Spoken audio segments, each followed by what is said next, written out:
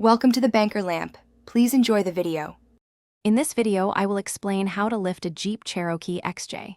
First, you'll want to determine your desired lift height, which commonly ranges from 1.5 to 6.5 inches.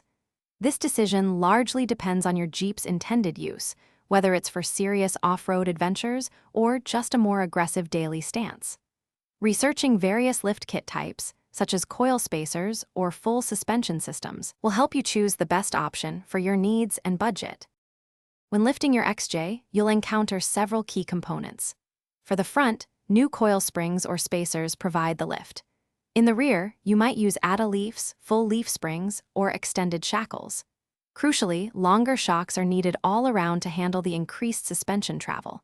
For lifts exceeding 3 inches, consider upgrading your track bar, control arms, and even your brake lines to maintain proper geometry and safety. The installation process begins by safely securing your Jeep on sturdy jack stands on a level surface. Next, you'll disconnect existing suspension components like your shocks and sway bar links.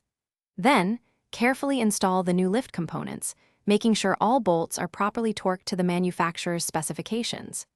If you've installed new brake lines, remember to bleed your brakes and always finish with a professional alignment for optimal handling. After your lift is installed, it's crucial to perform some post-installation checks.